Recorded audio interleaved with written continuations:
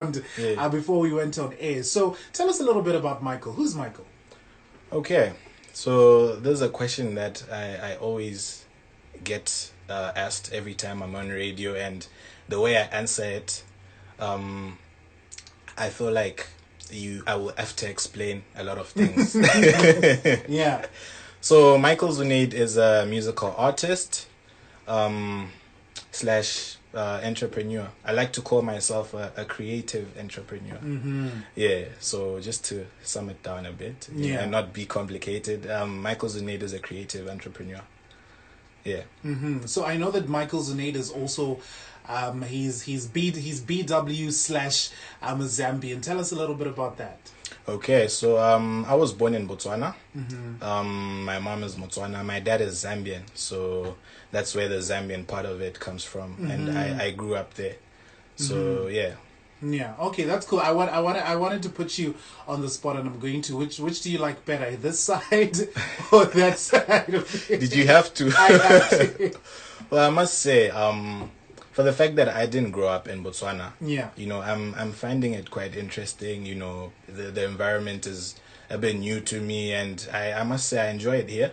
But I mean, Zambia is my home, and it'll always be a place that I would always want to go back to. Yeah. Yeah, but I must say, Bots is, I'm here. You have a very diplomatic approach. You answer like a politician at an international forum. Really? You don't want to offend this country. You don't want to, but we hear you. Let's get into the music, right? Like I said, Kumbaye, one of my favorite songs. I remember one of the first times I heard your songs, right? Yeah. I was like, wait, who's this? Where's he from, right? So I start to look you up, and I say, wait, this is a local song. Yeah. And then I think I bumped into something that took me to your full body of work. Yeah. I was like, well, damn. So tell us where Kumbaye is from. I know it's from. Is it from an EP? It's from an album. It's from actually. an album, my right? debut album. Your debut album. Tell us a little bit about that. Okay, so my debut album, Alter Ego, this is a project that I dropped in March this year.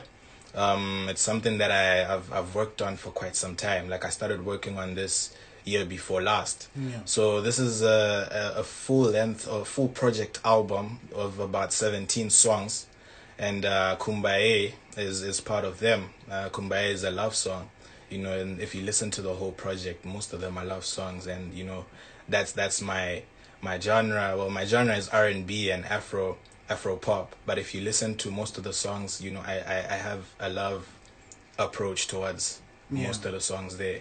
Yeah, so it's a project that I dropped in March, and it's Afro beats, R&B. There's also Amapiano. It's quite diverse. Yeah. Yeah. That's pretty dope. I want to know, just having spoken about your background, I want to know how much it's influenced your music, because a lot of your music is in vernac, right? You have a song, it's called Shikisha, Yes. right? You have Uzibe. So I want to know that, given you sort of like, you have this blend of cultures. I want to know how that's impacted your music and how you sound right now. Okay, so they call me Africa's golden boy, by the way. So if you listen to my music, Yeah. okay, if I put it like this, I'm somebody that likes Africa. I'm proud of being a black African, and towards everything I do, I try to represent Africa in the best way that I can. Yeah. I've studied a lot of material with different languages, and that has opened up my mind and made me more creative when I'm working, when I'm doing my music, and when I'm creating. So I usually have songs in Swahili. I mix up with Zulu, a little bit of Setswana and Nyanja. Not that I am running away from my originality or who I am. I'm African. Yeah. So yeah, most of my songs have that African vibe. If you feel what I mean. I want to relate to everybody. I'm trying to have an African audience, if you feel what I mean, because I'm an African artist. Yeah. Yeah. Now, speaking of audiences, what do you think about the BW audience? Have they, and especially their response to your music? Well, I'll be honest with you here. From the time I moved back to Botswana, I didn't really push my music here. I wasn't really, trying to push the brand or anything.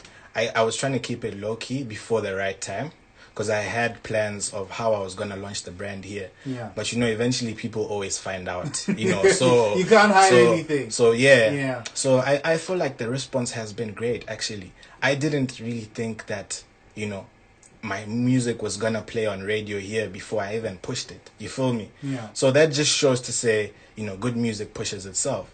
So yeah, I feel like the people love it. It's the feedback has really been overwhelming. Yeah. So what made you think this is the time, especially to release Alter Ego? What made you say, you know what, I've worked on this long enough, it's fine as it is, let me put this out? Because I'm speaking because I do something that involves me having to draft a lot of things, right? Yeah. And for me to end up saying, okay, this is the final draft, it takes me a long time to get there, right? Yeah, so I'm wondering, for you, what made you decide, or when did you decide, you know what, I'm going to put this out there? Okay, you know what, as creatives, in as much as we are creating projects or whatever it is that we are creating, there's always that self-doubt, before you actually drop the final piece of whatever you're working on. But eventually you just have to drop it, because it's not going to be perfect. Yeah. This is something that I worked, I would say 2 years on. And I initially wanted to drop this project on my birthday, and I did that. So basically, I just felt like I had to drop it now because people have been waiting. People were asking, when are you dropping a full project? When are you dropping this? I've been in the industry for 3 years now, and honestly, I felt like now is the right time that I should have a full project out. Yeah. Yeah. Yeah, and I think it's a solid body of work. And now that you say, your vision to be more of an African artist, I get the sound. And I was telling you off air that, man, I think we're just sleeping on it. We're not getting it. Because it's really, really, really banging. Now, you've worked with artists like KMA, Brain Shaker. I can't help but wonder if, there are any other BW artists that you've been looking at and saying, you know what, me and this person, we could make fire music. And is that something that you do in your collaborations? I know that there are other musicians that are very particular with who they work with, or that prefer things to just be a bit more natural, or are you more a targeted kind of guy? Like I mentioned, I'm a creative entrepreneur. Yeah. So in everything that I do, I look at it from a business aspect. So I'm sure you know where I'm going to. But I don't want to lie. Hey? I honestly mess with vibes. Music is spiritual. So people have to have that chemistry. They have to connect, when working on a project or something. But there are artists that obviously I look at and say, if I had a joint with this guy, it would slap or something. There's... Listen, they can be listening. I can't tell you how many collabos have came out of just somebody saying, oh yeah, he's a cool guy, I'd love to work with him one day. And then so I just throw it out there because it could something that could work. Okay, there's quite a number. Yeah. I've been listening to a lot of music from Botswana lately, and I must say there are a number of artists that I'd really love to work with. Yeah. We have the likes of ATI, we have Visual View, we have Ben T, there's Samantha, Amantle Brown. There's so many talented artists here that I'd love to work with. And, hopefully, one day, you might get something. I don't know. It'll We'll happen. see. It's not a day that's too far off, right? Now, I want to know that for you, in about 10 years, where do you see Michael Zuneid? In about 10 years? Yeah.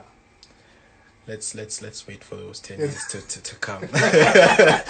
Then we will see, God's will is God's will, bro.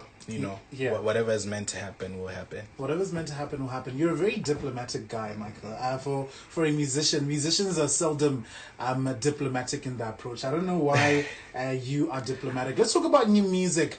Is there anything that's coming from you that's on the way that we should look out for? Okay, so this year I promised to drop a lot of music. Yeah. I'm working on another album, Love Struck 2. You should be getting that before the end of the year.